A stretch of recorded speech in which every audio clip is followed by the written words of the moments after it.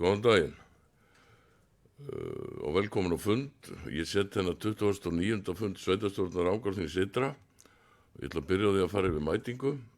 Þau sem mættir eru Viðar Már Þorsteinsson, Margrét Harpa Guðsteinsdóttir, Eggert Valur Guðmundsson, Brynhildur Sighvatsdóttir sem er rétt ókomin á fundinn, Björk Grétarsdóttir, Eydís Indriðadóttir og Ingvar Pétur Guðbjörnsson. Einnig situr fundinn Jón Valgeirsson sveitarstjóri og Ösp Viðarsdóttir sem sér tæknimálin.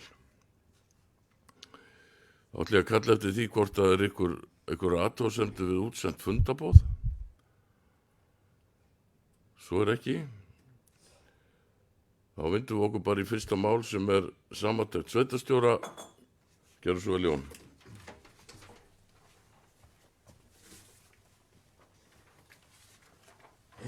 Já, góðan daginn. Það er nú kannski samantekt eftir tveir sveitarstjórnarfundir sem eru hérna einn liðin síðan að við gerum svona yfirlit, þannig að það er svona nóg að búið að vera hérna á milli. En af listanum langa þá fórum við og fulltrúar sveitarfélagsins á landsþings Sambands íslenskra sveitarfélaga sem var haldið í Hörpu, sem var gott og gagnlegt þing þar sem við varum að fara yfir ýmis mál eins og gengur og svona spá og spekulara í framtíðina og auðvitað kannski fortíðina líka stundum. Nú síðan í kjölfari þá var ég á ráðstefnu hjá samtökum sveitarfélaga á köldum svæðum. Rangárþing ytra er svona bæði á heitu og köldum svæðum að segja. Það sem þar var verið að ræða ýmis áskoranir sem blasa við þessum samfélögum.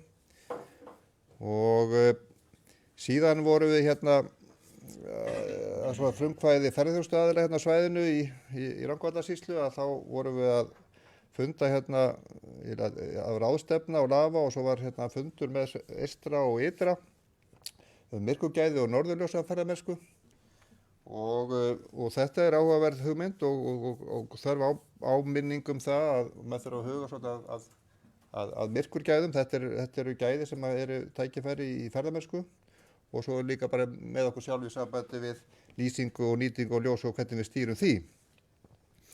Nú síðan var tekin hérna skóflustunga að þarna 5 íbúða raðhúsi hjá Bjargi íbúðafélagi sem er verið að reisa hellu og það byrjaði að moka fyrir grunni og þetta er mjög þarft framtak til þess að auka á framboð á leiguhúsnæði hérna í sveitarfélaginu. Nú þá var haldið fundur með Ísavía og flugamannaáhugafélaginu á Hellu út af flugvöllunum á Hellu. Það hefur svona búið að liggja fyrir svona drög að deiliskipulagi í nokkuð langa tíma sem menn hafa svona verið að velta fyrir sér hvað skuli gera við. Það er áhugi á að byggja við flugvöllin en svo eru grundvallar spurningar á flugvöllinu að komið að vera en ef hann á að vera þá er kannlega tækifæri því að skoða hvernig þetta er að finna út úr því. Nú síðan var hérna fundur með Umhverfisstofnun og ferðafélaginu út af landmannalögum og það sem var verið að fara yfir bæði fortíð og nútíð, það sem var verið að leggja línu fyrir sumarið, það sem eru takmarkanir og fyrir það framkvæmdir sem þarf að teikna inn í árið og næstu ár og þá hvernig það eru fjármagnaðar. Það er líka verið að skoða þarna möguleika á því að koma rafmagni og ljósleiðaran upp eftir, þannig að það er svona margt í gangi en mikil þolinmæðisvinna að byggja hann upp greinilega. Nú síðan er þetta tímabil, þetta er svona aðalfundatímabilið og það voru svona nokkri aðalfundir sem maður svona stakk nefinn inn. Þetta er mjög góð aðferð, sérstaklega þegar maður svona kom inn í samfélag að fara á aðalfundi félaga sem eru að starfa hérna í sveitarfélaginu til þess að svona skoða hvað er í gangi og þó maður vitur nú ýmislegt þá er alltaf gott að fylgjast með og þarna má sem dæmi nefna bæði aðalfundur Rangárhallarinn og Rangárbanka sem eru að vinna gott starf á Garðstöðum.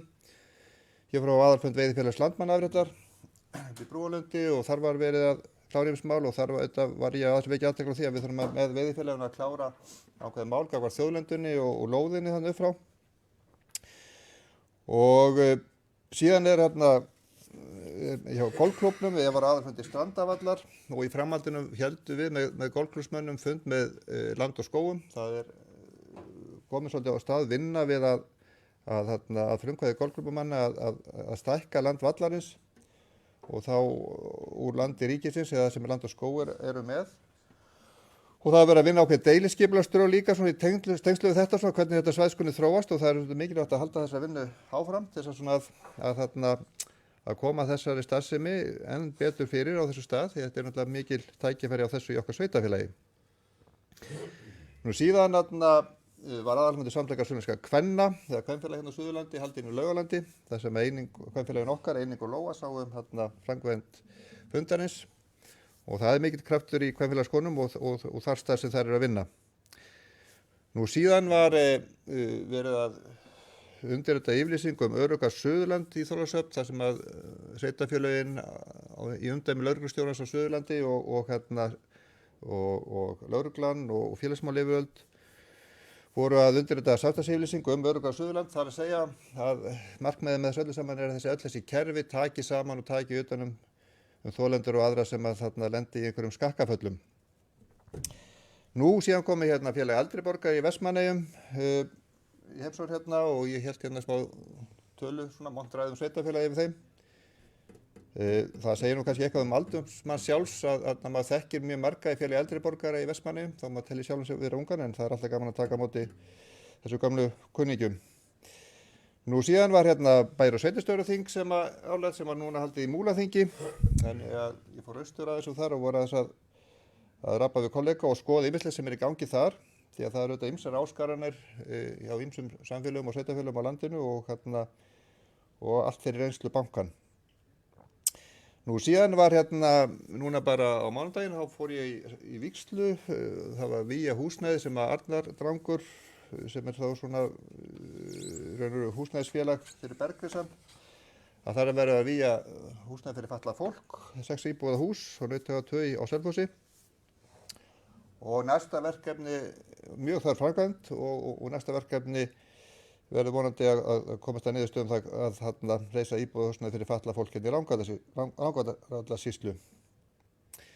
Nú síðan er alltaf fulli í grunnskólanum okkar, bæði á Hellu og Laugarandi, búin að ná þeim frábæra árangri að komast í úrslit í skólarhesti, 12 skóla úrslit á Íslandsvísu, sem var haldið í lok maí og síðan fór ég líka á vorhátíð Helluskóla og síðan uppsetningu dýranna í Hálsaskógi upp á Landmannalaugum.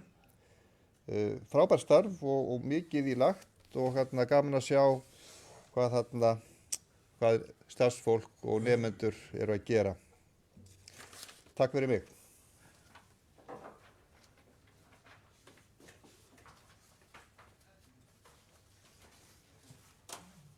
Takk fyrir þetta, Jón.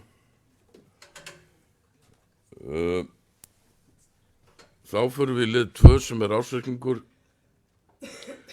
ársreikningur sveitafélagsins sem er hér til seinni umræðu. Hann var tekinn til fyrir umræðu 10. apríl síðastliðinn og mér er ekki kunnugt að það séu neinar stórvægilegar breytingar á milli umræðuna á reikningnum, þannig að ég ætla að fá Jón til að fara yfir helstu niðurstöðutölur og svo opnum við bara fyrir umræðu og fjármálastjórinn er nú bara í næsta herbergi ef það er eitthvað sérstakt sem að fólk vill spyrja um. Jón, þú kannski ferði yfir helstu tölur í reikningnum.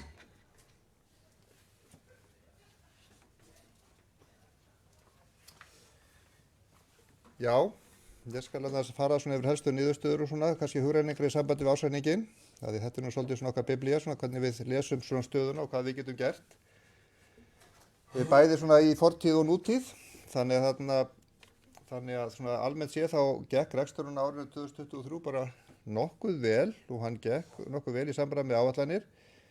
Það er líka ánægjulegt að sjá það að uppsetning ársreikningsins er orðið með þeim hætti núna að það eru þessi bérhjótaverkefni, samstarfsverkefni sveitafélaga á Suðurlandi og fleira er öll sem er komin inn í ársreikninginn, þannig að þetta teiknast rétt upp tölulega séð, bæði tekju- og gjaldamegin.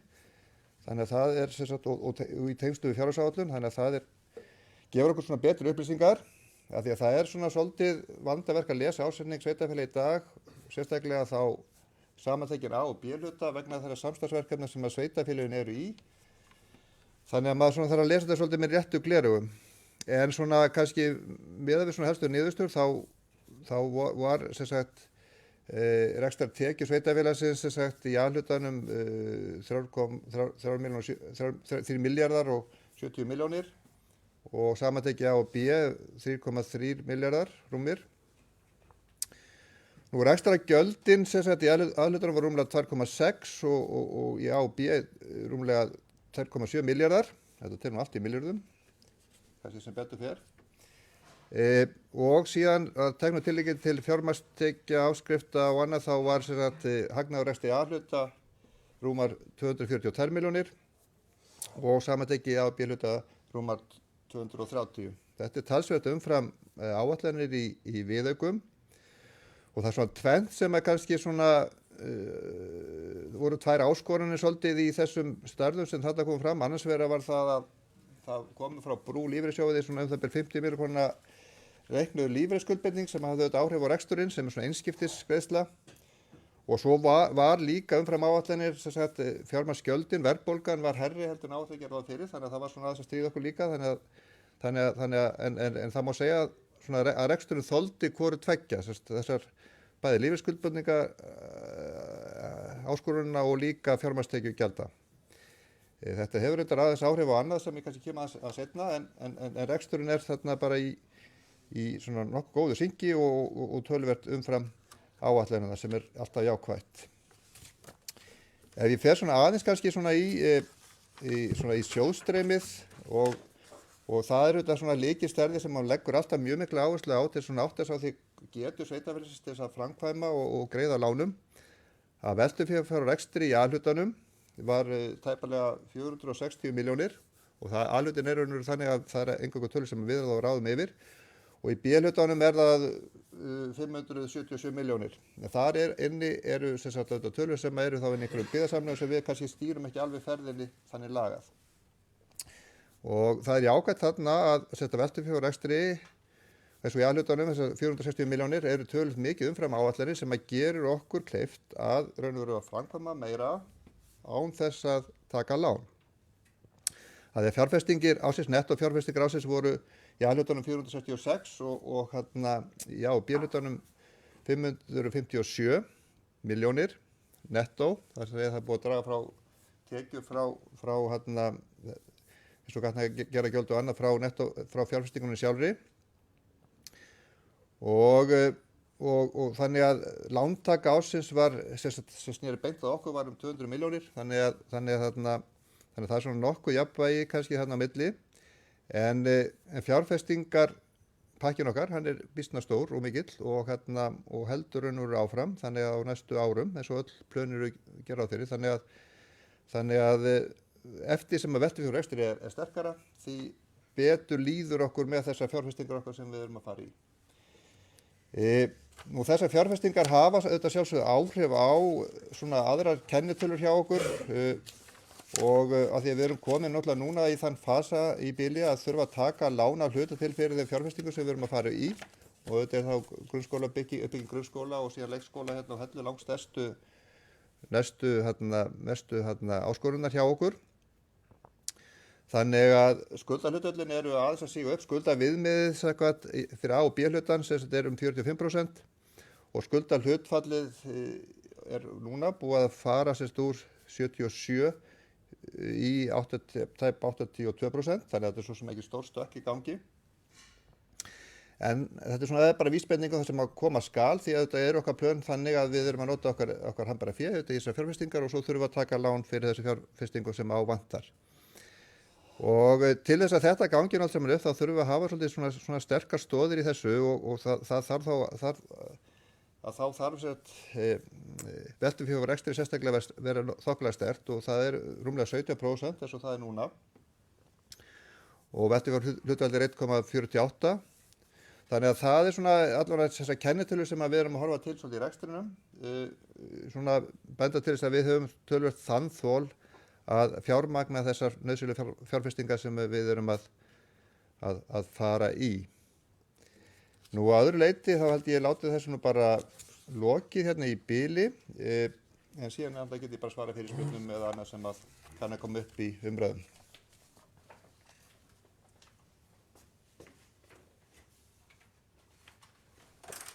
Takk fyrir ágæta yfirferð, Jón, yfir reikninginn.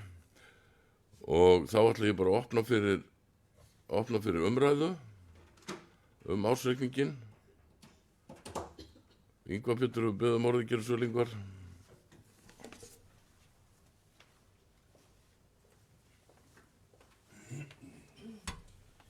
Já, oddviti.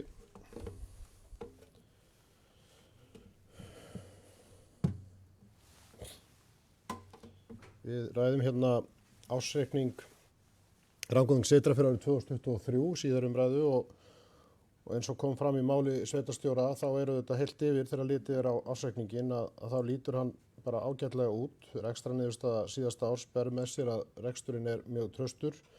Tekjur eru að aukast og rekstrarafgangur umfram áætlanir og veltufé frá rekstri eins og sveitarstjóri sagði vel viðunandi og einnig skulda hlutföll og skulda viðmið með ágætum og í rauninni bara í ágætu samræmi við þær áætlanir sem við erum með til framtíðar. En það nú sem fyrir aldrei jafn mikilvægt að við höldum vel á spöðunum og við tryggjum að rekstrarniðurstaða þessa og næstu ára skili af sér sem mestri framlegð þannig að við getum eins og sveitarstjóri nefndi lágmarkað þær lántökur sem við þurfum að ráðast í vegna framkvæmda og þær séu þá innan þeirra fjármögnunar áætlana sem að fyrir liggja. Þannig að það er mikilvægt að við höldum vel á spöðum áfram en það gekk þokkalega á síðasta ári. Það auðvitað ýmislegt ef maður svona rýnir hann mjög vel sem að við ættum kannski að hafa til umhugsunar án þess að þar sé einhvers konar veruleg gagnrýni að minni hálfu en svona kannski eitthvað sem við gætum öll hugleitt og það kannski fyrst að nefna í upphaflegri áætlun sem við samþykktum 14. desember 2023 að þá í rauninni var gert ráð fyrir að rekstrarútgjöld væru 300 milljónir lægri en raunin varð og við erum auðvitað búin að gera nokkra viðauka og sumir af þeim voru óhjákvæmilegir held ég megi segja, bara mál sem kom upp sem að varð að bregðast við en 300 milljónir auðvitað stór fjárhæð og það auðvitað hlutverk okkar í sveitarstjórninni að reyna að horfa sem mest í framtíðar og að halda þannig utan þetta að dæmi til lengri tíma geti gengið upp og ef maður setur þessar 300 milljónir í samhengi við eitthvað þá þetta sama fjárhæð við erum að taka í lán á þessum fundi. Þetta sama fjárhæð að búið að setja í uppbyggingu og fjárfestingar á Laugalandi á árunum 2014 til 2023 sem töluvert mikið og þetta rauninni rífleg tvöföldun afborgunar langtímalána þess ári þannig að það mjög mikið í húi að við reynum með einhverjum hætti að tryggja það að áætlanir og þá ekki síst áætlanir frá stofnunum að þær séu þannig úr garði gerðar að það þurfi ekki að vera að bregðast við með stöðugum viðaukum. Við þekkjum þetta öll sem vorum að vinna að þessum viðaukum á síðast ári og þekkjum umræðun í kringu þá líka þannig að ég held að við getum öll lært af því og reynt mögulega að svona bæði koma þeim skilaboðum út að áætlanirnar séu að einhverju leyti raunsanni að það séu aðeins færið á dýptina meira en einnig mögulega bara getum við tekið til okkar betur að við séum þá meira á bremsunni þegar það er að koma upp mál sem mögulega mætti velta yfir á næsta ár því að það auðvitað rosa mikið í húfi að við höldum okkur innan þessara fjármögnunar áætlunar varðandi uppbygginguna og þá þarf auðvitað reksturinn að skila þessari framleið sem að sveitarstjóri fór svo ágætlega yfir hérna áðan. Og ég ekki að gera lítið úr forstöðumönnum, alls ekki og fjármálastjórn sveitarfélagsins bara í mjög góðum höndum. Sumar rekstraráætlanir stóðust raunar bara mjög vel og í öðrum bara margt í þeim sem var ágætlega unnið. En það voru að mínum að minnsta kosti oft sem að kom upp hér á síðasta ári að við þurftum að vera að bregðast við með viðaukum sem að hefði mögulega einhverju leyti mátt koma í veg fyrir. Og þá hefði auðvitað rekstrarniðurstaðan verið ennþá betri og ennþá meiri veltufé frá rekstri og ennþá minni lántökur. Þannig þetta er svona umhugsunar virði en hérna og ég held að við getum öll tekið það eitthvað til okkar.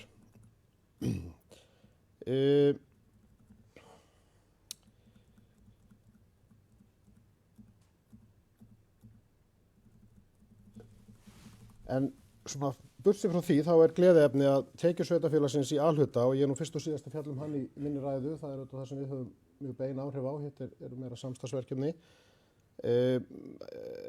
Tekjurnar eru aukast, þær voru áætlaðar í upphaflegri áætlun 1680 milljónir af útsvar og fasteignaskatti en raunin var 1749 sem bara mjög gott og sýnir að hér eru mikil umsvif, það verið að fjölga fasteignum og það verðist ekki vera neitt bakslag í atvinnulífinu. Framlög jöfnunarsjóðs sem auðvitað svona það sem kannski réði því að niðurstaðan varð þetta mun betri en við áætluðum að þau eru 717 milljónir. Við áætluðum 480 upprunalega og vorum komin í 623 sem sýnir okkur að það er mjög erfitt að áætla fyrir framlögum úr jöfnunarsjóði en fengum hérna 94 miljóna aukaframlag í lok ársins sem að skiptir auðvitað miklu máli og hífir rekstrarniðurstöðuna mjög upp. Og heildartekjurnar eins og Jón sagði rúmir 3 milljarðar og við vorum að gera ráð fyrir 2,6 þannig að það er auðvitað bara gleðilegt að þær séu svona langt umfram upphaflegar áætlanir. Og við rauninni gerðum ekki ráð fyrir nema 116 milljónum í afgang og það endar í 242 þannig að þetta eru bara margt mjög jákvætt í þessum reikningi en þessi óvæntu útgjöld auðvitað sem að sveitarstjórinn nefndi líka með lífeyrisskuldbindingarnar að það var ekki auðvelt að áætla fyrir þeim. Þannig að það eru auðvitað einhver atriði sem að við höfum lítil áhrif á sem að við þurfum að takast á við en reksturinn er í rauninni það traustur að það býtur ekki á okkur sem er mjög jákvætt. Á þessu sögðu þá held ég að mig bara segja ég sé helt og við séum helt ánægð með reksturinn. Og þó ég sé að tala að við þurfum að vanda okkur betur við viðaukana og þá ger ég mér auðvitað alveg grein fyrir því að það þarf stundum að gera viðauka. En við getum gert betur og ég held við ættum að ræða það fyrir næstu fjárhagsáætlanagerð hvernig við getum mögulega reynt og þegar við sjáum hvernig þetta ár að þróast reynt að sjá hvort það sé ekki einhverja leiðir sem eru færa til þess að horfa betur inn í tíman. En fulltrúar D-listans munu samþykkja ársreikninginn eins og hann er og boðum stutta bókun bara svona efnislega út frá þessum atriðum sem ég verið að nefna hér. Og ég vil svo bara í lokin þakka fyrir gott samstarf við rekstur sveitarfélagsins á síðasta ári og ég fullviss að við getum haldið áfram og lagst á eitt með samstilltum hætti að tryggja það að reksturinn á þessu ári verði sem mest í samræmi við áætlanir. Þannig að skuldahlutföll og afborganir næstu ára verði í samræmi við það langtíma áætlanir sem við höfum gert. Og þá er ég vissum að við getum rekið þetta sveitarfélag áfram sem bestum hætti í þágu íbúana.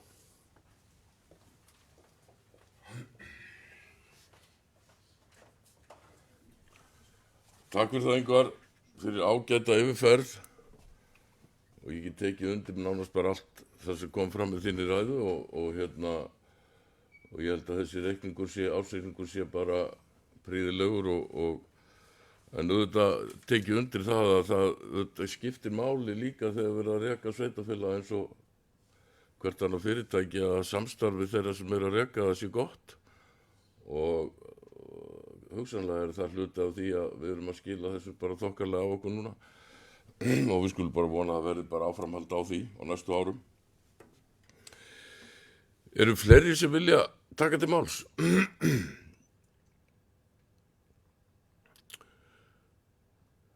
Svo er ekki þá ætlum ég bara að bera upp þennan ársreikning. Þessi geta samþykkt hann vissilega gefið merki. Hann er samþykktur með 7 atkvæðum. Og það er spurning hvort ég lesi upp þessa bókun. Já, ég get lesa þetta. Það var að senda hann á Jón svo hann geti hengt hann inn.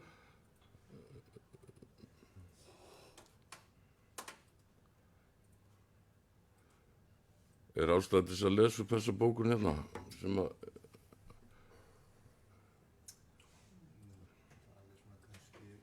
þetta er núna meira og minna allt sem kom fram í hérna áðan sko. Þessi hjá mér sko. Já.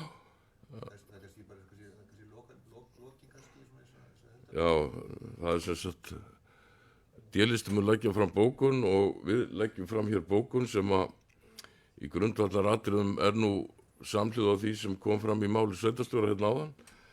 En niðurlagið er það að rekstrartekjur A og B-hluta náma á árinu 3.342 milljónum.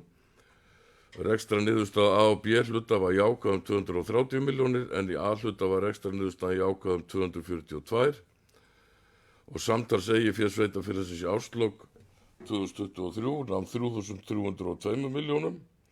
Niðurstaða ársreiknings sýnir að rekstur sveitarfélagsins stendur traustum fótum og styður vel við þær miklu framkvæmdir sem sveitarfélagið stendur í. Já, og að lokum þá viljum við þakka starfsfólki sveitarfélagsins fyrir góða vinnu við rekstur innan ramma fjárhagsáætlunar sem skila sér í bættri afkomu. Ingvar, ert þú tilbúið með þína bókun? Gjörðu svo vel. Já, Dutti, fulltrúar D-lista lýsa ánægju með að rekstrarniðurstaða ársins 2023 er töluvert umfram áætlun með viðaukun, hvort sem litið er á rekstrarafgang og veltufé frá rekstri. Auknar tekjur bera með sér að umsvif í sveitarfélaginu eru mikil sem skila sér í auknum skatttekjum. Þá er jafnframt jákvætt að tekjur frá jöfnunarsjóði sveitarfélaga eru töluvert umfram áætlun 94 milljónir sem skýrir stóran hluta af auknum rekstrarafgangi. Útgjöld í A-hluta í nokkru samræmi við áætlun með viðaukum en þó rúmum 300 milljónum umfram upphaflega áætlun sem er vist áhyggjuefni. Sum þessara útgjalda voru nauðsynlega en mikilvægt þó að finna leiðir til að áætlanir útgjöld standist betur. Ljóst að hægt verður að nýta þá fjármuni sem hér ræðir í annað svo sem viðhald og uppbyggingu eða í lagri lántöku. Upphæðin á pari við þá lántöku sem lagt til að ráðist verið á þessum fundi og vel ríflega tvöföldun afborgun langtímalána yfirstandandi árs til að setja hann í samhengi. Skuldahlutfall sveitarfélagsins er mjög viðunandi rétt að benda á að fjárfesting síðasta árs var 346 milljónum lægri en áætlað var af ýmsum ástæðum svo sem óhagstæðu lánaumhverfi og að tímalína framkvæmda hefur hliðrast til. En það kemur að lántökunni og mikilvægt að halda einbendingu og horfa til þeirra fjármögnunar áætlunar sem liggja fyrir. Aðhald í rekstri er nú sem aldrei fyrir mikilvægt til að áætlun hlutfall eiginfjár og lántöku haldist. Sögulega þá stendur sveitarfélagi framkvæmdu sem toppar allt sem á undan er gengið og fjárhagslega mun að taka í og vegferðin er rétt að byrja með aðhaldi og útsýn og sé munu áætlanir standast og undir þetta vitum við.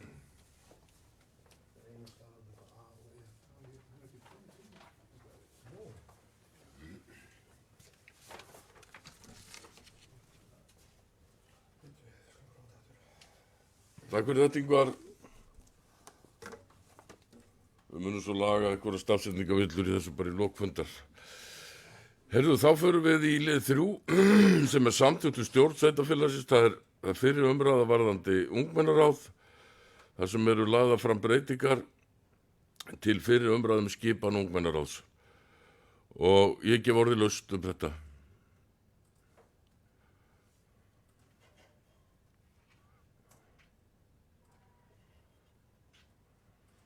Gerðu svo, Eydís.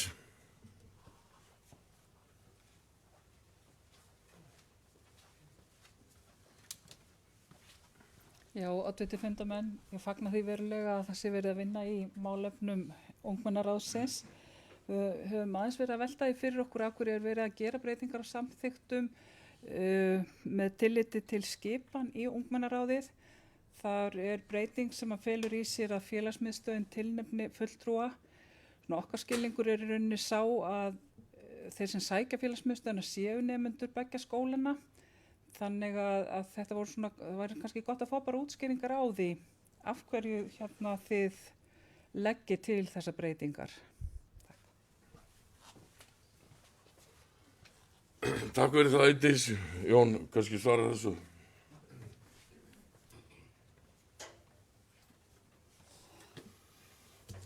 Já, svona kannski aðeins skýringar á þessu, þá fylgdi nú reynda þess með fullgögnum svona drög að erindisbréfi, breytingum og erindisbréfi fyrir ungmennaráðið. Það hittist nú þannig á líka að Heilsu íþrótta- og tómstundunarnefnd tók drög að nýju erindisbréfi fyrir ungmennaráð fyrir á fundi núna á mánudaginn, þar sem að vera fjalla þessar tillögur og það sem að eiginlega fyrir liggur í þessu máli er svona að reyna að finna leiði til svona að auka virkni ungmennaráðs. Og það var svona niðurstöð þessar rýningar sem var svolítið svona verið að vinna í þessum málum að reyna þá að það er tillagan gengur út á það að fulltrúar sérhverjum skóla hafi þá einn fulltrúa, fulla félagsmiðstöðina hafi þá þriðja fulltrúan sem er vissulega rétt, sem er þá raunveru þá svona samblandað þessum tveimur skólum og svo fái vægi raunveru framhaldsskóla aldursins meira inn í ungmennaráðið, á aldrinum þá 16 til 20 ára. Og það er ekki gert öðruvísi ef við ætlum ekki að fjölga mikið ráðuna en að breyta á samsetningunni og það er svona rökin. Reyna að finna þá einhverja rétta blöndu af aldri og þroska hjá fólki til þess að reyna að fá þetta til þess að fungera aðeins betur heldur en hefur verið gert. Þetta er svona kannski aðeins fyrirmyndir annars staðar frá líka sem við höfum aðeins verið að horfa til. En þetta er svona aðal hugmyndin að reyna að fara í þessar breytingar til þess að spegla betur þá þennan hóp fólks sem ungmennaráðið á að endurspegla. Og ég held að nefndin allavega þá við tækjum nú endalegt erindisbréf þá fyrir væntanlega þá næsta fundi sveitarstjórnar að ég held að nefndin allavega hafi verið þá sátt við þetta upplegg ef ég skil formannin rétt. Þannig en þetta er svona megin hugmyndin, finna leiði til þess að reyna að auka virkni ungmennaráðs.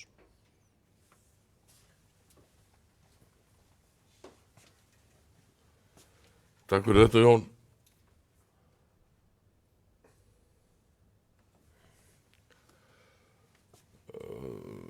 Takk fyrir þessi yfirferð, ég held að þetta við útskýrt kannski það sem að var spurt. Ykkur fleiri sem vilja, Ingvar Geirsvöld?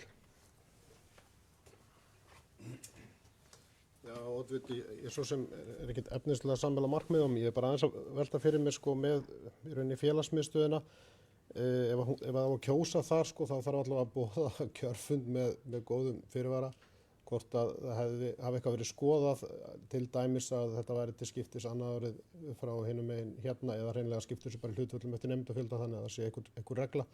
En maður hefur svona aðeins áhyggjur af því sko, það er frekar einfalt að framkvæma þetta í skólunum, en svo hérna verða bara fáir í félagsmiðstöðinni eða menn, kannski fer menn bara ykkur kosningar bara til smala, en það er svona bara vangaveltan það hvernig framkvæmdin á því verður sko.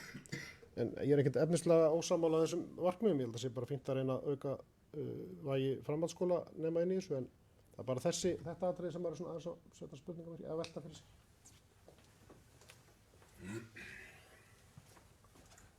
Takk fyrir það, Ingvar. Það er kannski erfitt að finna einhverja eina rétta leið í þessu, ég veit það ekki, en þetta er allavega tillagan. Og hún snýr að því að vísa þessu breytingu til hérna seinni umræðu í sveitarstjórn.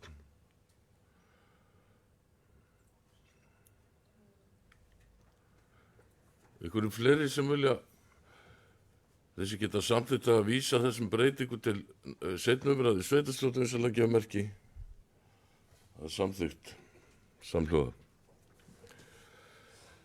Þá er það erindisbréf þar sem er lögð fram drög að erindisbréfi fyrir íbúaráð.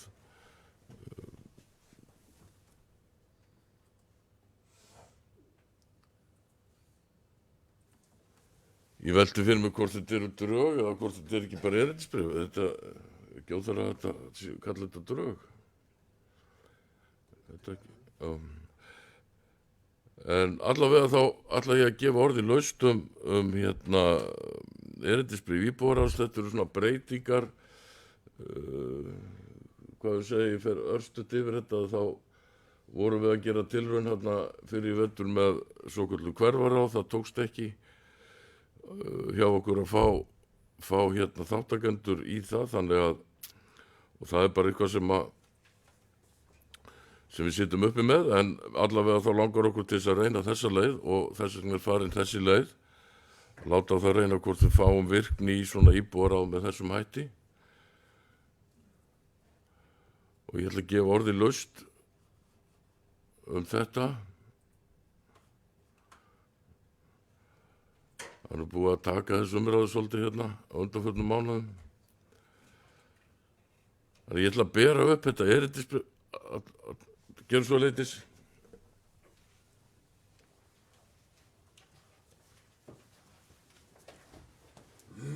Já, oddviti fundamenn. Sannarlega er ég hlynnt auknu íbúasamráði, en svona ef ég rifja upp síðastliðin 2 ár af þessu kjörtímabili og þá sérstaklega upphaf kjörtímabilsins, þá fannst mér vera mikil áhersla á það að einfalda stjórnsýslu og nefndum var fækkað. Við vitum það að nefndirnar þær starfa náttúrulega í umboði íbúa nákvæmlega eins og sveitarstjórn gerir. Þess vegna kannski er ég bara hissa á þessari tillögu og að halda þessu svona til streitu, því að það virtist ekki áhugi fyrir þessu þegar auglýst var eftir fulltrúum í hverfaráðið. Rökin fyrir því að fækka nefndum voru meðal annars þau að með því mætti spara, og ég held að við séum þá að fara aðeins öfuga leið í þessu, en við verðum bara að sjá til hvað þetta gerir. Vonandi leiðir þetta til aukins samráðs við íbúa, þó ég hafi ákveðnar efasemdir það með við áhugan á fyrri tillögum sem er búið að eyða ómældum tíma í að reyna að koma á koppinn. En ég mun setja hjá við afgreiðslu á þessar tillögu af þessum ástæðum. Takk. Takk fyrir það, Eydís. Þó að samstarfið sé bara prýðilegt í sveitarstjórninu, þá er það ekkert meitlað í stein, það þurfa alltaf að vera sammála alla hluti og það er ekki hollt. En eru fleiri sem vilja taka þetta máls? Svo er ekki. Þá ætla ég að bera upp þetta erindisbréf fyrir íbúaráð, þessi geta samþykkt það, vinsamlega að gefa merki. Ykkur á móti, samþykkt með 4 atkvæðum, 3 sitja hjá.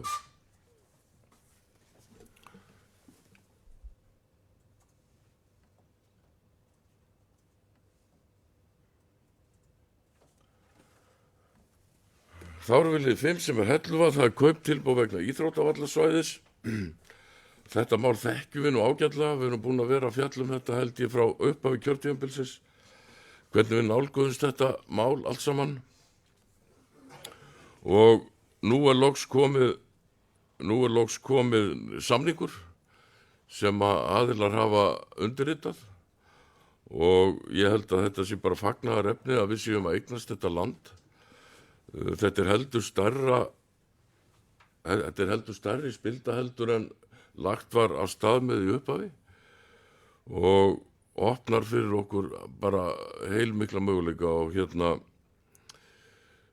þetta er svona loka fasin á málinu að klára þetta með þessum hætti. Jón er búinn að skrifa undir fyrir hönd sveitarfélagsins með fyrirvarum samþykki sveitarstjórnar og þessi samningur er hér til samþykktar. Ykkur sem vilja taka til máls.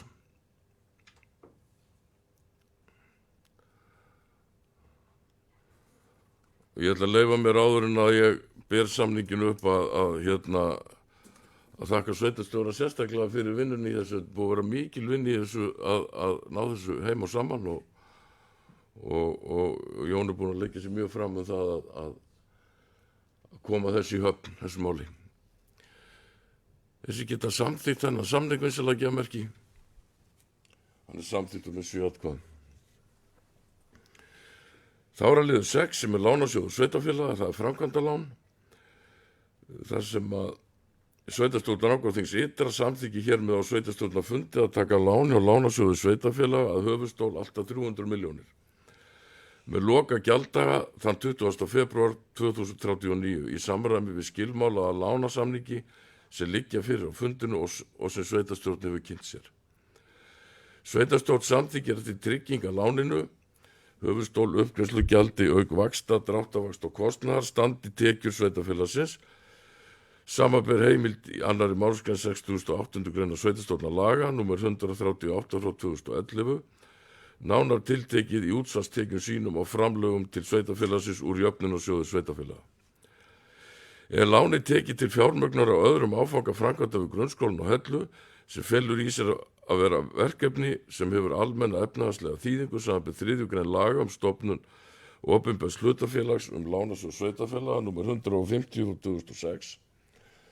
Jafnframt Jóni G. Valgeirssyni sveitarstjóri Rangárþings ytra veitt fullt og ótakmarkað umboð til þess fyrir hönd sveitarfélagsins að undirrita lánssamning við lánasjóð sveitarfélaga, samanber framangreint, sem og til þess að móttaka og undirrita og gefa út og afhenda hvers kyns skjöl, fyrirmæli og tilkynningar sem tengjast lántöku þessari, þar með talið beiðni útborgun láns. Þessi geta samþykkt þetta þess að gefa merki. Það er samþykkt samlega. Svo er hér liður 7 sem er boðun á auka aðalfund SAS sem halda á 7. júní í Vestmannum.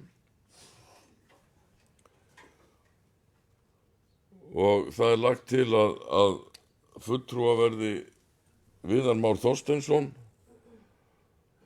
og Margrét Harpa Guðsteinsdóttir, Ingvar Pétur Guðbjörnsson og Eydís Indriðadóttir og til vara Eggert Valur Guðmundsson, Þórunn Dís Þórunardóttir, Björg Grétarsdóttir og Svavar Leópold Torfason. Þessi geta samþykkt þetta vinsamlega gefa merki. Það er samþykkt.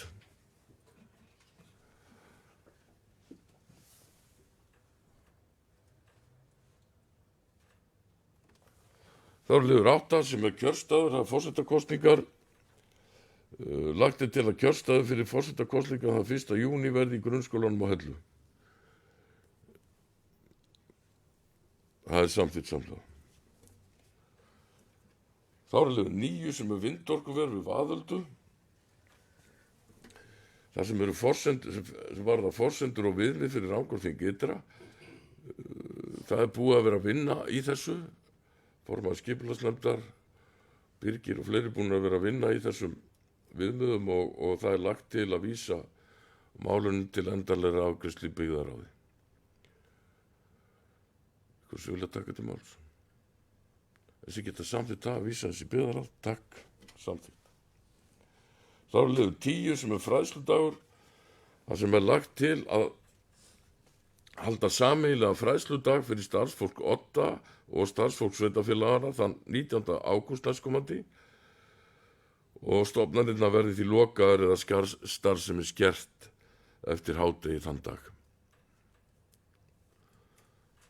Þessi geta samþykkt það er samþykkt. Þá er liður 11 sem er fyrirspurn flutning á húsi á lóðina Kró. Það lögð fram fyrirspurn Brynju Óskar Rúnarsdóttir flutning á húsi á Hólavangi 18 yfir á lóðina Kró, landnúmer 231 364.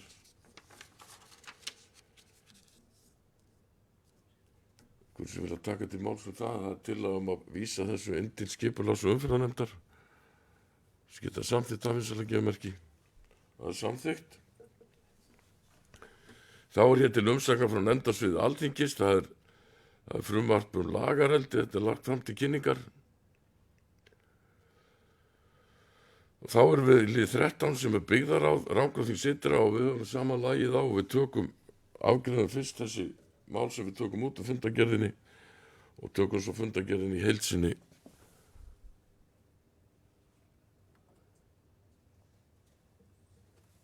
Þegar við höfum afgreitt þessa liði. Það er þá hér fyrst lagði fram viðauki við fjárhagsáætlun 24 þar sem að viðauki gerir ráð fyrir lækkun á rekstrarniðurstöðum 1 milljón vegna kostnaðar við rekstur íþróttamiðstöðvar og samtals áhrif til lækkunar og handbæri fé 1 milljón. Hversu vilja taka til máls það? Þetta tengist afmæli sundlaugarinnar í sumar. Þessi geta samþykkt það, við gefa merki. Það er samþykkt. Þá er það hér ársreikningur Rangárljósa.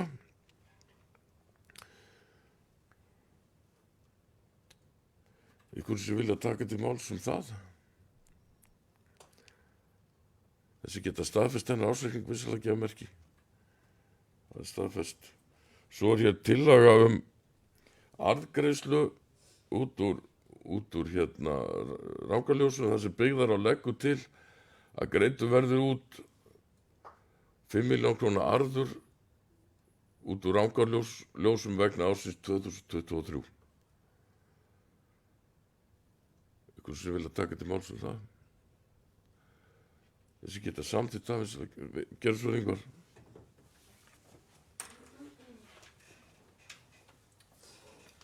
Já, ég ætla ekki að fara lengja fundið því að röddin í mér er ekki góð frekar en í oddvita þessa dagana. En ég ætlaði bara að benda á það að því framsýni hjá síðustu sveitarstjórnum, ég man ekki hvernig þetta var stofnað, það var stofnað þetta félag því það er nú ekki öll opinber fyrirtæki sem geta greitt út arð og þetta er auðvitað bara gríðarlega jákvætt að hér sé félag í eigu sveitarfélagsins að borga okkur tilbaka fjárfestinguna og þó þetta sé ekki stór fjárhæð á þeim 3,70 milljónum sem voru tekið á síðasta ári þá er þetta nú bara samt dágusumma og nýtist í margt þannig að mér varst bara vert að vekja athygli á því en ég lofa lengi fundin ekki mikið meira átvöldi. Takk fyrir þetta Ingvar, þetta er bara jákvæmt, það er alveg rétt, þessi geta samþykkt þetta að gefa merki, það er samþykkt. Svo er hér samningur raforkukaup þar sem er lagt til að framlengja samning kaup og raforku á milli sveitarfélagsins og orkusölunar til 1 árs. Og það er jafnframt lagt til að ári verði nota til þess að leita tilboða kaup og raforku fyrir sveitarfélag. Þessi geta samþykkt þetta vinsalega gefa merki. Það er samþykkt. Þá er það samningur refaveiðar. Það sem að byggðaráð er að leggja til að nýtt verði ákvæði í samningnum þannig að hann verði framlengdur 2 ár og gildi óbreytt til 30. apríl 2025. Ég ætla nú bara að leyfa mér að bera þessi 3 mál upp í einu. Þetta eru sem sagt 3 samningar varðandi refaveiðar og það er lagt til að framleggja þessi samningu 2 ár.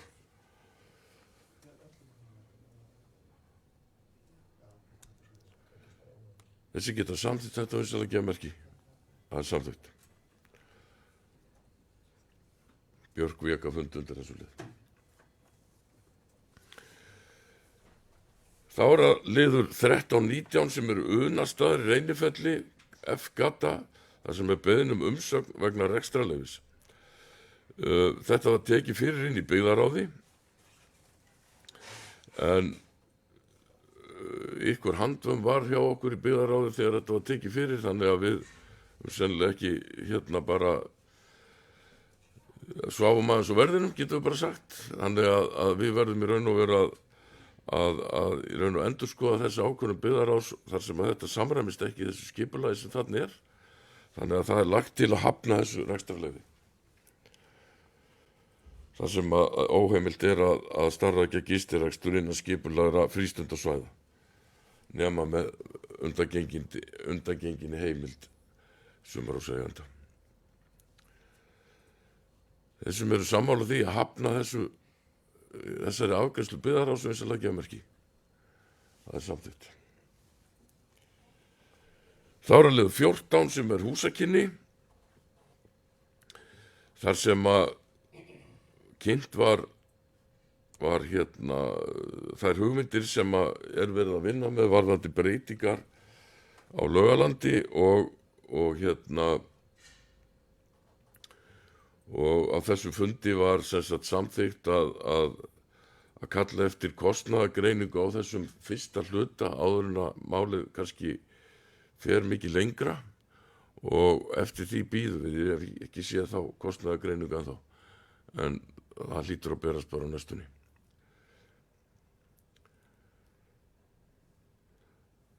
Ykkur sem vilja taka til máls þetta. Gerðu svo lengur.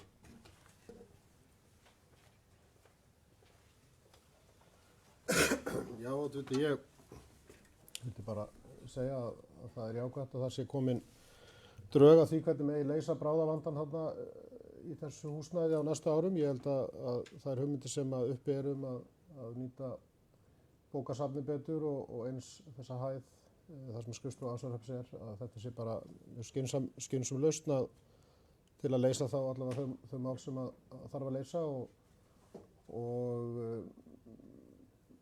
allavega er maður mjög jákvæður fyrir því að reyna að koma þessu húsnæði sem best horf, þannig að þetta nýti sér best. Þurfum bara að gæta auðvitað að því að áætlanir svo hina uppbygginguna að þær séu falli inn í langtíma áætlanir og við getum þá tryggt að reksturinn standi undir því og við séum ekki að taka mikið lán en upp á væntingastjórnun og annað, en það er full þörf á því að bæta aðstöðu þarna og þessi áform sem að nú verið að tekna upp eru held ég bara mjög skynsamlegt til þess að gera hana mun betri en hún er. Þetta er strax ágætislausn.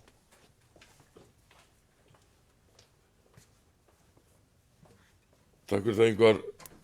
Já, ég held ég vona það að við séum að vinna þetta rétt en auðvitað þurfum við að fá einhverja tölur á blaði. Það snýst allt um það. Hér í raun og veru verið að leggja til að fara í þessa kostnaðargreiningu, er það ekki? Við erum ekkert að samþykkja neitt annað. Þeir sem eru sammála því að fara í þessa kostnaðargreiningu, takk, samþykkt. Þá er það ársreikningur húsakynna fyrir árið 2023, ekki orðið hann. Þessi geta staðfest ársreikning húsakynna vinsældageðmerki, hann er staðfestur. Þá er liður 15 sem er byggingarnefnd uppbygging á skólahúsnæði á Hellu. Þar var fundur þar sem að hönnuðurinn Hermann Ólafsson kynnti svona loka drög að hönnun á þessu svæði og það er búið að kynna þessar hugmyndir fyrir forsvarsmönnum íþróttafélagana og það var bara mjög góður fundur og það kom fram á þeim fundi svona örlitlar minniháttar breytingar á aðstöðunni þarna.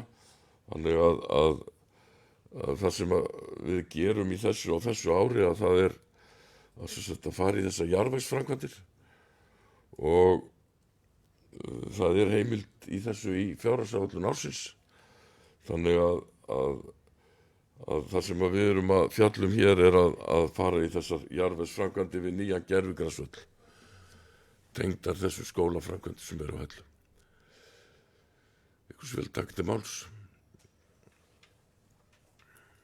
Takk, Björk.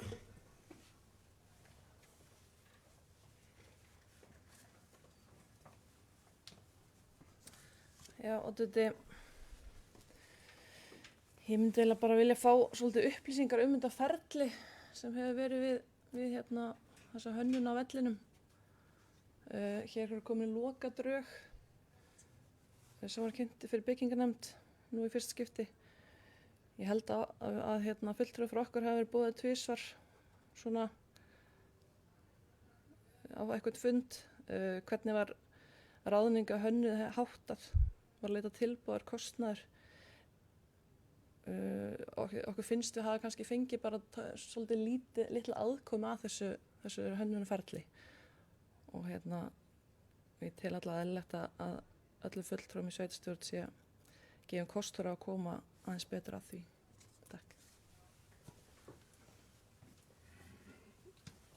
Takk fyrir það, Björg. Ég held að Hermann hafi ekki verið boðin út þessi hönnun á þessu íþróttavallasvæði. Ég held að það hafi verið sami beint við Hermann að vinna þetta og ég nú eiginlega alveg viss að það samræmist innkaupareglum að hann bara mjög hæfur hönnuður en varðandi skort á upplýsingum þessa vinnu og þá ætla ég svo sem ekkert að fara að tala þannig. Það aldrei nógu mikið kynnt svona vinna en við höfum auðvitað fylgt þessu eftir innan byggingarnefndar skólans og það hafa allir sína fulltrúa þar. Nú þetta við fengið ágæta umfjöllun inn í íþrótta- og heilsu og íþróttanefndin okkar. Þar auðvitað hafa allir fulltrúar, bæði framboðin sína fulltrúa. Inn í byggðarráði líka. Ég kalla bara eftir því hvað það sem vantar upp á kynninguna á þessu þannig að við brennum okkur ekki á því sama í næsta verkefni. Ég óska bara eftir því að fá að heyra hvað hefði betur mátt fara þannig að við getum þá bara lært af því.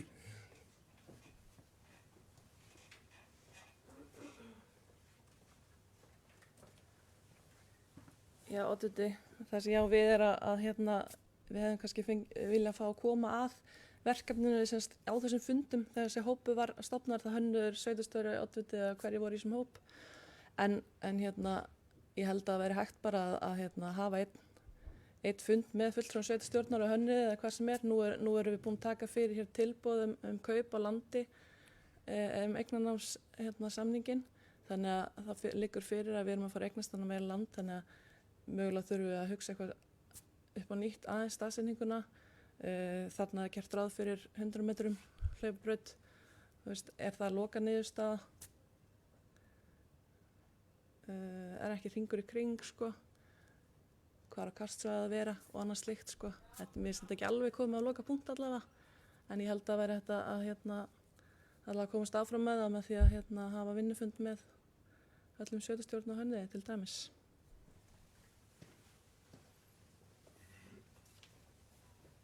Takk fyrir það, Björg. Það er bara mikið menn sjálfsagt að halda slíkan fund. Það er bara, þetta hefur aldrei verið neitt, leyndarmál neitt í kringu þetta og en við þurfum bara þá að standa okkur betur í því að halda fólki upplýstu eða eitthvað. Ég held að við höfum staðið okkur ágætlega í þessu máli en allavega þá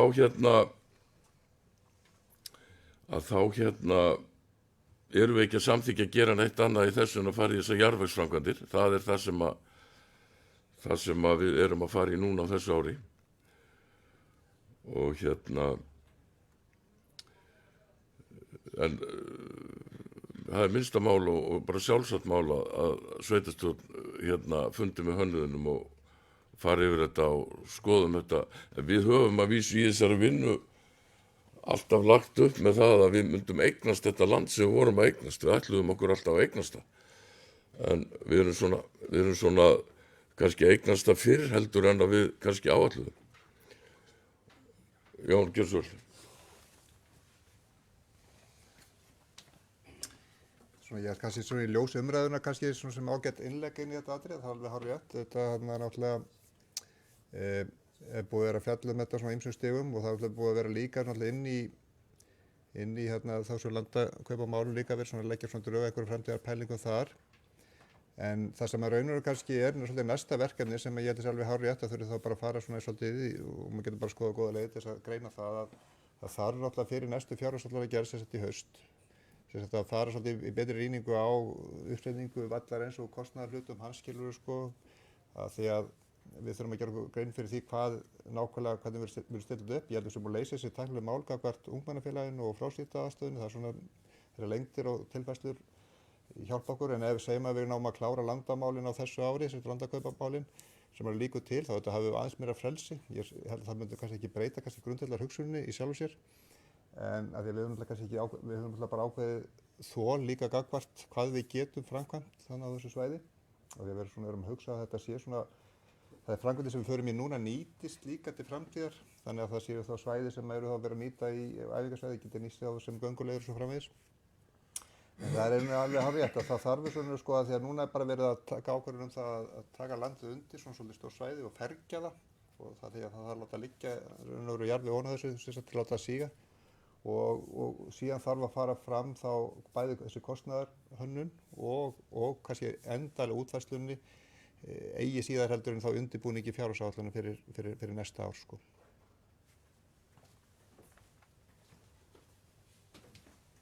Takk fyrir það Jón. Kannski aðeins þessu tengt, ég bara minntist ekki á það áðan þegar við vorum að afgreiða samningin að eins og ég kom nú aðhaldi á hann að þá er þetta land sem við erum að eignast heldur stærra heldur en var lagt upp með í upphafi þannig að ég á von á því að þetta land nýtist okkur í meira heldur en bara íþróttavallarsvæði.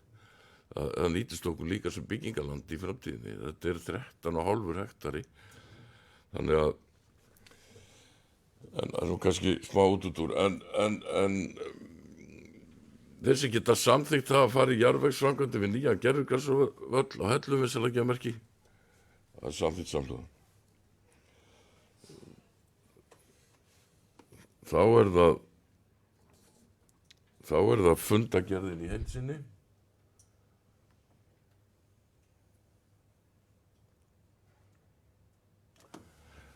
Þá er það fundagerð byggðarráðs. Ég bar hann ekki upp áðan eða hvað? Gleymdi ég því? Já, við berum hann þá bara upp núna.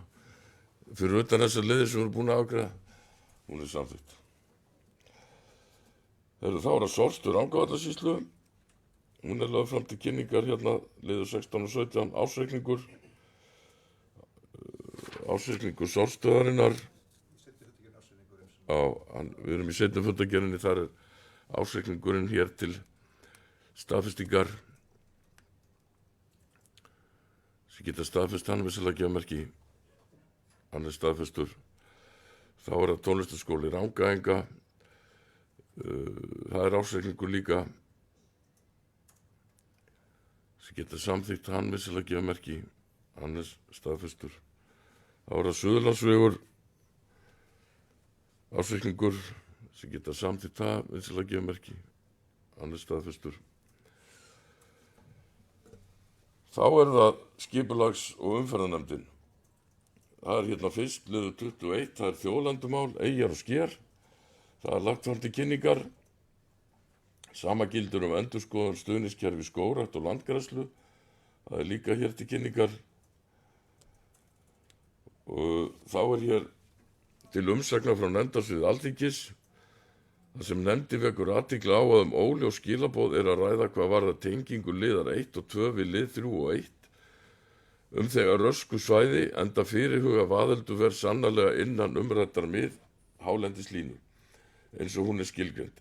Nefndin vísa til skýrslu nýtingu vindorku sem unni var fyrir sveitafélagi við endurskoðun aðalskipulags Rangárþings ytra 2016 til 2028. Nefndin áskilur sér rétt til frekar umsagn á síðari stigum máls. Þessi geta samþykkt þessa niðurstöðu, það samþykkt. Það þétting byggðar, þar sem að nefndin frestar afgreiðslu varðandi Breiðholt.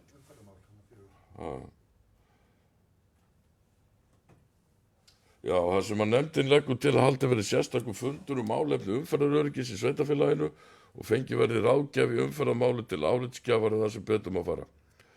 Erum við ekki bara sammála því? Það samþykkt. Þá það þétting byggðar, þar sem nefndin frestar afgreiðslu varðandi Breiðholtulóðina að teknu tillit til framkominnar athugasemdar. Nefndin óskar eftir skýrari útfærslu á snúningssvæði. Varðandi uppbyggingu við Bauðöldu leggur nefndin til að falli verði frá hugmyndum íbúðar uppbyggingum sinn þar til leiksvæði milli Bauðöldu og Langöldu verði orðið að veruleika.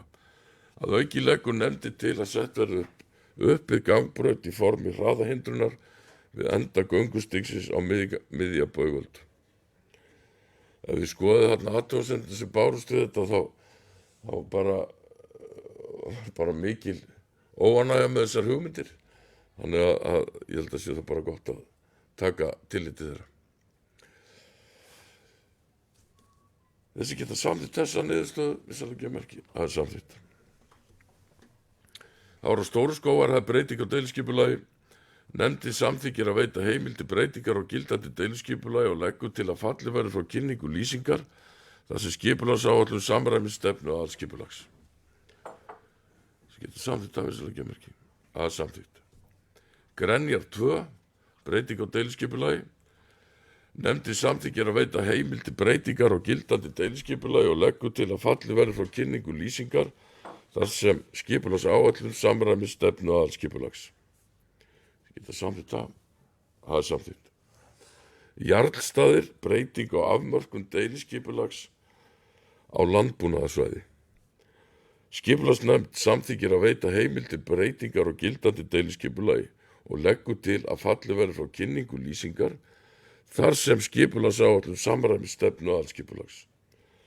Skipulagsnefnd samþykkir jafnframt framlagða tillögu og leggur til að hún verði auglýst samkvæmt 1. málsgrein 41. greinar skipulagslaga númer 123 frá 2010. Þessi geta samþykkt af þessari gemerki. Það er samþykkt. Það er Norður Nýibær, nýtt deiliskipulag og breyting á aðalskipulagi. Skipulagsnefnd telur að gera þurfi breytingar á aðalskipulagi vegna áforma umsækjanda. Núverandi svæði er skilgreint sem verslunar- og þjónustusvæði VAF 23 og landbúnaðarsvæði samkvæmt aðalskipulagi Rangárþings ytra 2016 til 2028. Umsækjanda er veitt heimild til að leggja fram tillögu að deiliskipulagi fyrir lóðir sínar. Skipulags- og umferðarnefnd samþykkir lýsinguna til kynningar. Lýsing skal kynnt í samræmi við 1. málsgrein 30. greinar skipulagslaga númer 123 frá 2010 og einnig í samræmi við 3. málsgrein 40. greinar sömu laga. Kynning lýsingar skal standa að minnsta kosti 2 vikur talið frá birtingu auglýsingar á heimasíðu sveitafélagsins og í staðarblaði eða nánar tiltekið frá 9. til 23. maí 2024. Geta samþykkt þessi afgreiðslu vissulega merki. Svo er hérna liður 2010, þá var það nú mig sjálfan, þannig að ég ætla að víkja hérna fundunum með afgreiðu það.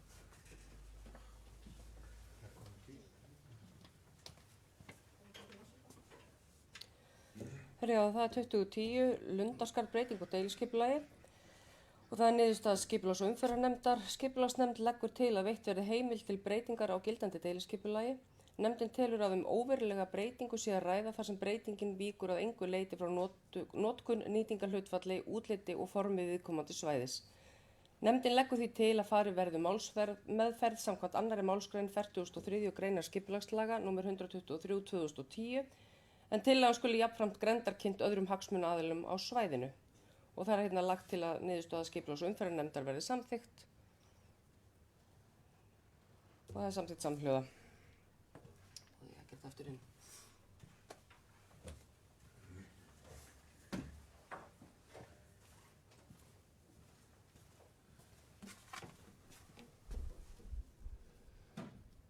Þá er það 2011, það er Reyðarvatn, 5K5, breyting á landnotkun í aðalskipulagi. Skipulags- og umferðarnefnd samþykki tillöguna til auglýsingar og leggur jafnframt til að hún verði kynnt í samráði við 2. málsgrein 30. greinar skipulagslaga. Nefndin telur nægjanlegt að kynning vinnslutillögunar fari fram á heimasíðu sveitarfélags þar sem tillagan varðar ekki hagsmunaaðila utan sveitarfélags. Það geta samþykkt afvísarleggjamerki, það er samþykkt. Þá er heimahagi, deiliskipulag, breyting og aðalskipulagi. Nefndin samþykki tillöguna til auglýsingar og leggur jafnframt til að hún verði kynnt. Nefndin telur nægjanlegt að kynning vinnslutillögunar fari fram á heimasíðu sveitarfélagsins þar sem tillagan varðar ekki hagsmunaaðila utan sveitarfélags. Samþykkt það er samþykkt. Tindasel, deiliskipulag og breyting og aðalskipulagi. Nefndin samþykki tillöguna til auglýsingar og leggur jafnframt til að hún verði kynnt í samræmi við 2. málsgrein 30. greinar skipulagslaga. Nefndin telur nægjanlegt að kynning vinnslutillögunar fari fram á heimasíðu sveitarfélagsins þar sem tillagan varðar ekki hagsmunaaðila utan sveitarfélags. Samþykkt það er samþykkt. Það er Gunnarsholt, breyting á landnotkun í aðalskipulagi. Nefndin leggur til að sveitarstjórn samþykki að gerða verði nauðsynlegar breytingar á landnotkun svæðisins í aðalskipulagi Rangárþings ytra. Nefndin leggur til að umrætt svæði verði skilgreint sem iðnaðar- og athafnasvæði og að afmörkun þess verði sérstæð. Geta sagt þetta, það er samþykkt. Galtalækjarskógur og Merkikóll, breyting og aðalskipulag og deiliskipulag. Nefndin samþykkir að veita heimild til deiliskipulagsgerðar og felur skipulagsfulltrúa og jafnhliða að gera tillögu að breytingum á aðalskipulagi Rangárþings ytra. Skipulags- og umferðarnefnd samþykki lýsinguna til kynningar. Lýsing skal kynnt í samræmi við 1. málsgrein 30. greinar skipulagslaga. Kynning lýsingar skal standa í minnsta kosti 2 vikur talið frá birtingu auglýsingar á heimasíðu sveitarfélagsins og í staðarblaði eða nánar tilteki frá 9. til 23. maí 2024. Samþykkt afvísarleggjamerki. Það er Lerkiholt, Minnahof, breyting á landnotkun í aðalskipulagi. Nefndin samþykki lýsinguna til kynningar. Lýsing skal kynnt í samræmi við 1. málsgrein 30. greinar skipulagslaga. Kynning lýsingar skal standa í minnsta kosti 2 vikur talið frá birtingu auglýsingar á heimasíðu sveitarfélagsins og í staðarblaði eða nánar tiltekið frá 9. til 23. maí. Skal samþykkt það er samþykkt. Geitasandur og Geldingalækur, breyting á landnotkun í aðalskipulagi. Skipulags- og umferðarnefnd samþykki lýsinguna til kynningar. Lýsing skal kynnt í samræmi við 1. málsgrein 30. greinar skipulagslaga. Kynning lýsingar skal standa í að minnsta kosti 2 vikur talið frá birtingu auglýsingar á heimasíðu sveitarfélagsins og í staðarblaði eða nánar tilteki frá 9. til 23. maí. Geta samþykkt afvísarleggjamerki. Það er samþykkt. Það er að Múlaland, deiliskipulag. Skipulags- og umferðarnefnd telur að framkomnar umsagnir leiði ekki til breytingu auglýstri tillögu og leggur til að tillaga verði send skipulagsstofnun til endanlegrar afgreiðslu í samræmi við 1. málsgrein 42. greinar skipulagslaga. Geta samþykkt afvísarleggjamerki. Það er samþykkt. Faxaflatir, breyting á deiliskipulagi. Nefndin telur að framkomnar umsagnir leiði ekki til breytingu auglýstri tillögu og leggur til að tillaga verði send skipulagsstofnun til endanlegrar afgreiðslu. Geta samþykkt afvísarleggjamerki. Það er samþykkt.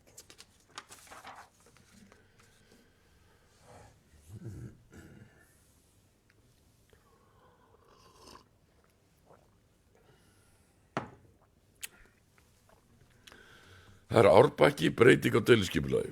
Nefndin telur að framkomnar umsagnir leiði ekki til breytingu auglýstri tillögu og leggur til að tillaga verði send skipulagsstofnun til endanlegrar afgreiðslu. Samþykkt. Móholt og Hrafntóftir 2, deiliskipulag. Skipulags- og umferðarnefnd hefur farið yfir framkomnar athugasemdir. Nefndin telur að búið sé að taka tillit til framkomnar athugasemdir fyrirliggjandi tillögu og leggur til að tillaga verði send skipulagsstofnun til endanlegrar afgreiðslu í samræmi við 1. málsgrein 42. greinar skipulagslaga. Ég sagði það með selgemerki. Efrasel. Nefndi samþykki framlaga til og leggur til að hún verði endur auglýst samkvæmt 1. málsgrein 41. greina skipulagslaga númer 123 frá 2010. Ég sagði það. Það er samþykkt. Hrafntóftir 1. Deiliskipulag. Nefndi gerir ekki athugasemdir við að veitt verði undanþága frá ákveðan skipulagsreglugerðar hvað varðar fjarlægð milli byggingar, reita og Þykkabæja vegar. Enda hafi núverandi mannvirki sem miðað er við sem fjarlægðarmörk í tillögu að deiliskipulagi og sem staði hefur á sínum staði í allmörg ár engin áhrif haft á umferðaröryggi eða ónæði gagnvart Þykkabæja vegi. Nefndi leggur til við sveitarstjórn að fallist verði á veitingu undanþágu frá ákvæðum skipulagsreglugerðar. Þessi getur tekið undir með nefndinni við selgemerki. Það er samþykkt. Minnivallanáma, matsskyldu fyrirspurn. Nefndin telur að greinilega sé brugðist við þeim áhrifum sem umrædd framkvæmd kunni að hafa á umhverfi sitt með þeim hætti að ekki verðum verulega neikvæð áhrif að ræða. Nefndin telur að fullnægjandi grein sé gerð fyrir framkvæmdinni framlagðri greinargerð með tilkynningunni. Umhverfis áhrif hafa verið lágmörkuð með fullnægjandi mótvægisaðgerðum og vöktun. Nefndin telur því að umrædd framkvæmd skuli ekki háð mati á umhverfis áhrifum. Geta samþykkt það selgemerki. Það er samþykkt. Þá er að ljósleiðari frá Búrfellsstöð að Hvammsvirkjun óskum framkvæmdaleyfi. Nefndi leggur til við sveitarstjórn að ekki verði gerð athugasemd við þann hluta framkvæmdarinnar sem er innan Rangárþings ytra. Lagna leiðin er í samræmi við alskipulag og mælist nefndi til þess að áður en leyfi verði samþykkt til útgáfu að leita verði umsagna viðeigandi umsagnar aðila og forsætisráðuneytisins þar sem svæði og þjóðlöndu er að ræða. Sett verði fram skilyrði fyrir útgáfu leyfisins og grundvelli þeirra umsagna sem berast vegna málsins. Samþykkt það. Það er samþykkt. Ára Geitasandur. Umsókn framkvæmdaleyfi til Akuryrkju. Í samræmi við lög nr. 111 frá 2021 hefur nefnd skipulags- og umferðarnefnd Rangárþings ytra farið yfir umsókn framkvæmdaraðilum Akuryrkju á Geitasandi. Niðurstaða nefndarinnar er að umrædd áform séu ekki líkleg til að hafa í för með sér umtalsverð umhverfis áhrif, samanber viðmið annars viðauka laga nr. 111 frá 2021. Því skuli framkvæmdin ekki hafa mati umhverfis áhrifum. Nefndin leggur til að skipulagsfulltrúa verði falið að gefa út framkvæmdaleyfi að teknu tillit til 5. greina reglugerðar framkvæmdaleyfi. Það er samþykkt. Það var landmannalögur, göngupallar, framkvæmdaleyfi. Við gáfum út held í byggingaleyfi á sínum tíma. Nei, er þetta ekki það mál? Þetta er endurnýjun á göngupalli. Já, þetta er göngupallir. Allavega í samræmi við lög nr. 111 frá 2021 hefur skipulags- og umferðarnefnd Rangárþings ytra farið yfir umsókn framkvæmdaraðilum endurnýjun á göngupalli frá Skála ferðafélags Íslands að nýjum laugapalli við náttúrulaugina í landmannalögum. Niðurstaða nefndarinnar er að umrædd áform séu ekki líkleg til að hafa í för með sér umtalsverð umhverfis áhrif, samanber viðmið annars viðauka laga nr. 111 frá 2021. Því skuli framkvæmdin ekki hafa mati umhverfis áhrif. Skipulagsnefnd leggur til að skipulagsfulltrúa verði falið að gefa út framkvæmdaleyfi að teknu tillit til 5. greina reglugerðar framkvæmdaleyfi númer 772 frá 2012. Geta samþykkt af selgemerki. Það er samþykkt. Svo er hér lagt fram til kynningar flokkun landbúnaðarlands. Það er til kynningar. Og þá erum við svona síg á seinni hlutan af þessum fundi. Það eru hér fundagerði til kynningar. Það er fundagerð 8 þar sem að var raun og veru bara eitt mál til umfjöllunar var starf skólastjóra á Laugalandi og stjórn 8 samþykkt á þessum fundi að leggja til að ráða Jónas Bergmann Magnússon í stöðu skólastjóra á Laugalandsskóla. Við þurfum ekki að samþykkja þetta sérstaklega en bjóðum Jónas Bergmann velkomin til starfa og óskum honum allsins besta í starfi. Þá er það umhverfis hálendis og samgöngunefnd og byggðaráð hafi vinnufundur. Það var fundur sem haldið var með fulltrúum frá Landsvirkjun. Ekki sá fyrsti. Og þá er það skógasafn og fundargerðir brunavarnir Rangárvallasýslu. Og við þurfum að staðfesta ársreikning brunavarna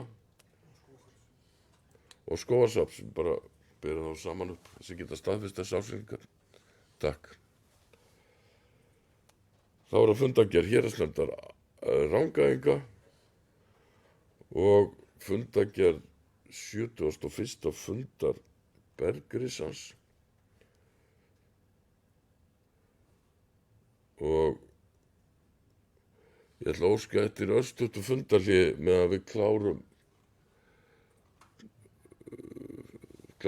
örstutt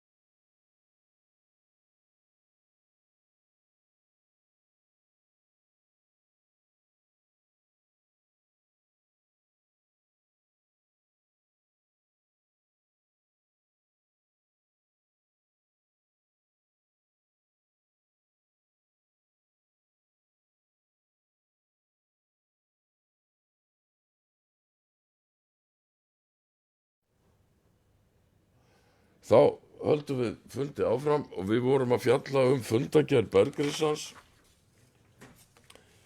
frá 71. stjórnarfundi Bergrisans, þar sem að sveitarstjórn leggur fram stutta bókun varðandi annan lið í fundagerðinni, og hún þannig: sveitarstjórn styður að byggt verði búsetuúrræði fyrir fatlað fólk í Rangárvallasýslu. Hins vegar varðandi lið 2 í fundagerð Bergrisans frá 18. mars síðastliðinn lýsir sveitarstjórn Rangárþings ytra yfir vonbrigðum með að hvorki umrædd aðgerðaáætlun né nokkur þarfagreining á sértæku búsetuúrræði fyrir fatlað fólk í Rangárvallasýslu hafi verið kynnt fyrir sveitarstjórninni. Málið hafi ekki fengið umfjöllun hjá félags- og skólaþjónustu Rangárvalla og Vestur-Skaftafellssýslu. Engin rökstuðningur kemur fram hjá stjórninni hvers vegna þessi staðsetning er valin án samtals við aðrar sveitarstjórnir í Rangárvallasýslu. Og því undarleg málsmeðferð að stjórn Bergrisans hafa á þessum fundi tekið ákvörðun að óska eftir samstarfi við Arnardrák ES uppbyggingu á sértæku búsetu húsnæðisúrræði á Hvolsvelli á þessu ári og að framkvæmdum verði lokið á næsta ári. Sveitarstjórn Rangárþings ytra óskar eftir að stjórn Bergrisans upplýsi hvaða rök lágu til grundvallar þessari ákvörðun stjórnar. Og þessi bókun er samþykkt samhljóða á sveitarstjórn Rangárþings ytra. Og þá eigum við eftir að það eru hérna til kynningar fundagerðir Samtök orkusveitarfélaga, fundagerðir stjórnar SÍS, kolefnisbinding í þjóðlendum. Þetta er allt lagt fram til kynningar, og svo fundarboð á aðalfund veiðifélags Keldna sem verður haldinn næstkomandi mánudag hérna niðri. Ég ætla að reyna að mæta þar. Og svo hérna að lokum leyfi fyrir torfærikeppni. Það verður haldinn á laugardaginn næsta. Vilsi með þáttaka. Sá ég þar. Þá þakka ég ykkur bara fyrir góðan fund og segi þessum fundi slítið. Takk.